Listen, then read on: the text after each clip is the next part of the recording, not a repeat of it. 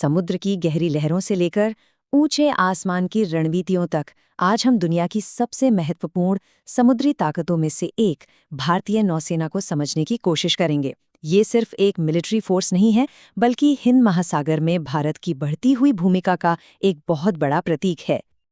तो भारतीय नौसेना की आज की पहचान को अगर एक शब्द में बताना हो तो वो शब्द है ब्लू वाटर फोर्स। अब ये सिर्फ एक फैंसी नाम नहीं है, बल्कि ये इसकी पहुंच, इसकी ताकत और इसकी जिम्मेदारियों को बताता है। तो ब्लू वाटर नेवी का आखिर मतलब क्या होता है? देखिए, इसका सीधा सा मतलब है एक ऐसी नेवी जो अपने किनारों से हजारों मील दूर खुले समंदर में ऑपरेट करने की ताकत रखती हो। ये सिर्फ अपनी रक्षा करना नहीं है, ये तो दुनिया के किसी भी कोने में अपनी शक्ति दिखाने की काबिलियत है।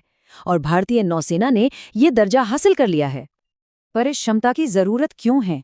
क्योंकि भारत की जो समुद्री तटरेखा है वो है पूरे 7,500 किलोमीटर लंबी। आप सोचिए, इतनी विशाल सीमा की सुरक्षा करना नेवी की पहली और सबसे बड़ी जिम्मेदारी है। और ये जिम्मेदारी सिर्फ अपनी तटरेखा तक ही खत्म नहीं होती। इंडियन नेवी रेगुलरली पारस की खाड़ी से लेकर मलक्का स्ट्रेट तक अपनी मौजूदगी बनाए रखती है, और ये दुनिया के सबसे बिजी शिपिंग रूट्स में से एक है। तो ये गश्त सिर्फ भारत के हितों की रक्षा नहीं करती, बल्कि दुनिया भर के व्यापार को भी सुरक्षित रखती है। लेकिन इतनी बड़ी जिम्मेदारी निभाने के लिए किस तरह की ताकत चाहिए? चलिए अब जरा भारतीय नौसेना के बेड़े और उसकी मारक क्षमता पर एक नजर डालते हैं, जो इसे समुद्र पर इतनी मजबूत फोर्स बनाती है। किसी भी फोर्स की असली ताकत उसके लोग होते हैं, है ना? भारतीय नौसेना में 67,000 से ज्यादा एक्टिव सैनिक हैं, जो इस बहुत बड़े ऑर्गेनाइजेशन की रीढ़ की हड्डी हैं। और ये लोग 150 से ज्यादा जहाज़ों और पनडुब्बियों का एक बहुत बड़ा बेड़ा चलाते हैं। और हाँ, ये नंबर लगातार बढ़ रहा है, क्योंकि नए और मॉडर्न जहाज़ इसमें शामिल होते जा रहे हैं। तो इस बेड़े में खास क्या है? सबसे पहले तो INS विक्रांत जैसे स्वदेशी एयरक्राफ्ट कैरियर हैं, जो भारत को दुनिया में कहीं भी हवाई ताकत दिखाने की क्षमता देते हैं। फिर आती हैं अरिहंत क्लास की न्यूक्लियर पनडुब्बियां, जो भारत के न्यूक्लियर ट्रायड को पूरा करती हैं। मतलब जमीन, हवा और पानी तीनों जगहों से परमाणु हमला करने की क्षमता।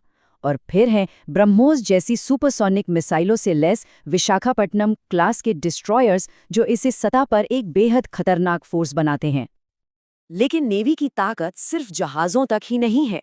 इसके पास 300 से ज्यादा विमानों का एक शक्तिशाली एविएशन विंग भी है।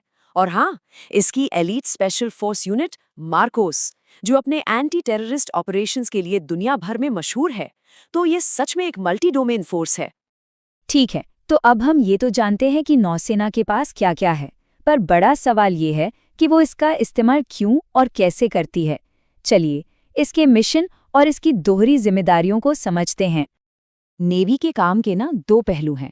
एक तरफ इसका पहला काम है देश की समुद्री सीमाओं की रक्षा करना और किसी भी हमले को रोकना। और दूसरी तरफ इसके सेकेंडरी रोल्स हैं, जैसे किसी आपदा में मदद करना या फिर समुद्री डाकुओं से निपटना। ये काम दुनिया में स्थिरता और अच्छे रिश्ते बनाने में मदद करते हैं। और ये जो दूसरे वाले काम है ना, वो सिर्फ कहने के लिए नहीं है। सुनामी जैसी आपदाओं में राहत पहुंचाने से लेकर दूसरे देशों के साथ मिलकर जॉइंट एक्सरसाइज करने तक, भारतीय नौसेना हमेशा मदद के लिए सबसे आगे रहती है। ये नेवल डिप्लोमेसी का एक बेहतरीन उदाहरण है। आज की जो ये मॉडर्न नेवी है, वो रातों रात नहीं बनी है। इसकी नींव एक बहुत लंबे और गौरवशाली इतिहास पर रखी गई है, जिसने इसके आज के स्वरूप को बनाया है। इसकी जड़ें तो 1612 तक जाती हैं, लेकिन आज के मॉडर्न नेवी का जन्म 1950 में हुआ।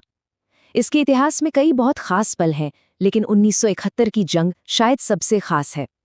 उस दौरान ऑपरेशन ट्राइडेंट में कराची बंदरगाह पर जो हमला किया गया, वो इतना कामयाब रहा कि आज भी उस दिन को नेवी डे के तौर पर मनाया जाता है।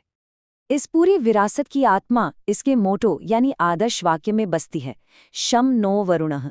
इसका मतलब है, हे समुद्र के देवता, हम पर कृपा करें।